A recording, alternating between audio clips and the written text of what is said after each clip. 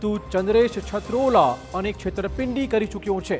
તેના કારનામા પર કરીશું હવે એક નજર। આપ જોઈ શકો છો કેવી રીતે ચંદ્રેશ अलग अलग गुनामां भूतकाळमां संडोवाई चूक्यो छे। समूह लग्ननो मुख्य आयोजक हतो चंद्रेश छत्रोला, जेणे आयोजन पार पाडવાનો प्रयत्न कर्यो हतो। छत्रोलाए खुदने टाइफॉइड थवानुं बहानुं गईकाले काढ्युं અને એડમિટ પણ તે થયો હતો હોસ્પિટલમાં। સારવારના ફોટોગ્રાફ સોશિયલ મીડિયામાં તેણે મૂક્યા હતા સાબિતી સ્વરૂપે, આથી કોઈ તેના પર આરોપ ન મૂકી શકે। સારવારના ફોટોગ્રાફ પણ સામે આવ્યા હતા। રઘુવીર હોસ્પિટલમાં તેણે ટ્રીટમેન્ટ મેળવી હોવાનો તેણે દાવો પણ ચોક્કસ કર્યો હતો। ફોટોગ્રાફ સાથે અચાનક તેને ટાઇફોઇડ થઈ ગયો હતો। છત્રોલાએ રાત્રે જ લીધી હતી રજા, હોસ્પિટલમાંથી ડિસ્ચાર્જ પણ તે રાત્રે જ થયો હતો। એટલે કે ચંદ્રેશ છત્રોલા છે તે મુખ્ય આયોજક હતો। 2023ની વાત કરીએ ત્યાંમાં પણ છત્રોલાએ જ 7 દીકરીના સમૂહ લગ્ન કરાવ્યા હતા। કરિયાવર પણ ન આપ્યું અને લગ્ન પણ ન કરાવ્યા। તો ભૂતકાળમાં પણ આવી છેતરપિંડી એ અનેક યુગલો સાથે કરી ચૂક્યો છે, જેની નિયતમાં જ ખામી ચોક્કસ જોઈ શકાય છે। તો નિયતમાં જ છેતરપિંડી હતી। 3 આયોજકો મુખ્ય હતા, પરંતુ જ્યારે 28 યુવક યુવતીઓના લગ્ન કરાવવાના હોય ત્યારે 3 જ લોકો માત્ર આયોજન ન કરી શકે, ઘણાની મદદની જરૂરિયાત પડતી હોય છે। ત્યારે સવાલ એ વાતનો છે કે આ 3 આયોજકો સિવાય પણ આમાં કોણ કોણ સામેલ હતું। પણ જેમ જેમ તપાસ કરી તેમ સામે આવી રહ્યું છે કે આ કોઈ એક કેસ નથી, આવા અનેક કિસ્સા છે। જાણો ફરાર થયેલા આયોજકોની કરમકુંડળીને।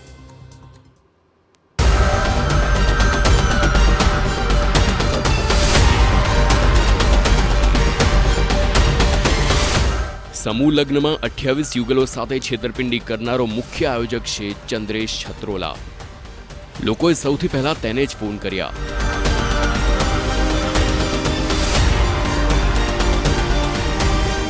के आटलुं मोटुं आयोजन कर्युं तो कई देखातुं केम नथी, क्यां गायब थया? पण चंद्रेश के पछी अन्य 2 कोईए फोन उपाड्या ज नहीं। एक पण व्यक्ति जेओ संपर्कमां हता कोईने कोई भाळ न मळी। 28 युगलना लग्न कराववा माटे आवेल 28 भूदेवो पण मूंझवणमां हता। તેમની સાથે પણ કોઈ સંપર્ક ન થયો। પોલીસે પરિસ્થિતિ સંભાળી ત્યારબાદ સામે આવ્યું કે ચંદ્રેશ છત્રોલાએ અગાઉ પણ લોકો સાથે છેતરપિંડી કરી છે। ગત વર્ષે પણ ચંદ્રેશ સમૂહ લગ્નનું આયોજન કરી છેતરપિંડી કરી હતી। કેટલાક લોકોને હજુ સુધી કર્યાવર મળ્યા નથી। 2023માં પણ છત્રોલાએ સમૂહ લગ્નનું આયોજન કર્યું હતું, પરંતુ લગ્ન પણ ન કરાવ્યા અને કર્યાવર પણ ન આપ્યું। એના વિરુદ્ધ આમાંથી કોઈ પણની ફરિયાદ લઈ અને કાયદાકીય કાર્યવાહી કરવામાં આવશે। અને બીજું પણ અમે એ પણ જાણ્યું છે કે ગયા વર્ષે આ જ આયોજકે સમૂહ લગ્નનું આયોજન કરેલું, એમાંથી કોઈ વરપક્ષ કન્યા પક્ષવાળાને કર્યાવર આપેલો નહીં અને એને એમ કીધેલું કે હવે આ સમૂહ લગ્નમાં તમને આપીશું। એટલે એ બી ખબર પડી કે આની આ એમો છે કે આવું આયોજન કરી દાતાઓ પાસેથી દાન મેળવી અને છેલ્લે પછી કોઈ સગવડતા નહીં આપીને આ વરપક્ષ કન્યા પક્ષને રેડા મૂકી દેવા। લોકોને છેતરનારા ચંદ્રેશની આ જ મોડસ ઓપરેન્ડી હોય તેવું લાગી રહ્યું છે। લોકો પાસેથી સેવાના નામે રૂપિયા ઉઘરાવવા અને પૈસા ચાઉ કરવા। સાંભળો ચંદ્રેશની છેતરપિંડીનો ભોગ બનનારાની આપવીતી। એમને લગ્નનું બધું આયોજન કર્યું હતું, એ બીજી પાર્ટી દ્વારા હતું, એટલે એ પાર્ટી એક્સપાયર થઈ ગઈ હતી એવું એમને જાણ કરાવેલ।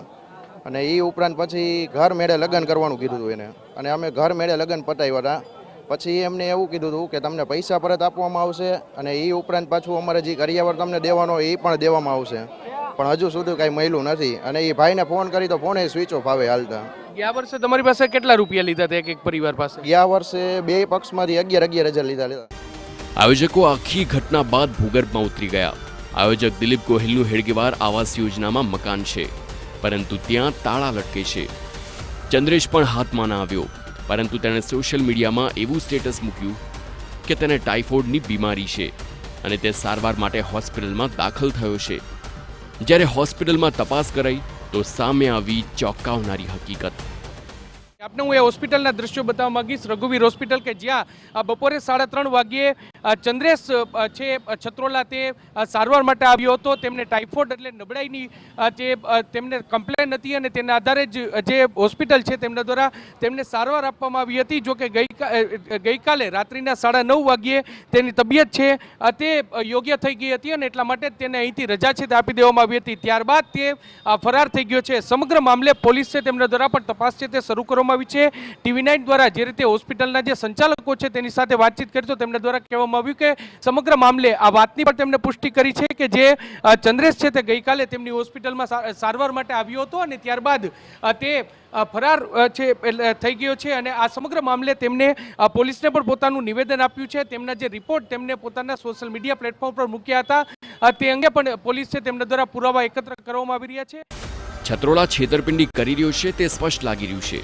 બપોરે 3 વાગે છત્રોલા દાખલ થયો અને રાત્રે 9 વાગે તેણે રજા લઈ લીધી.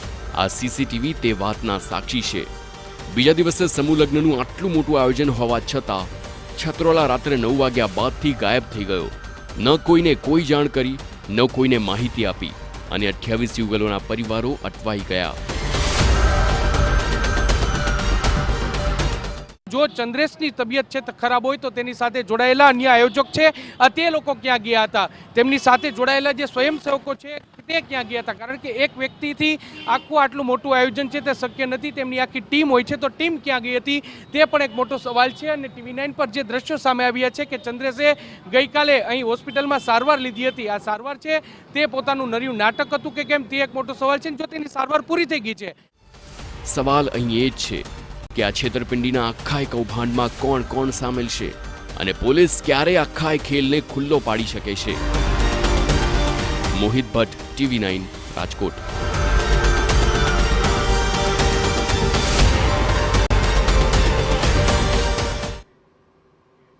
વાત કરીશું સુરત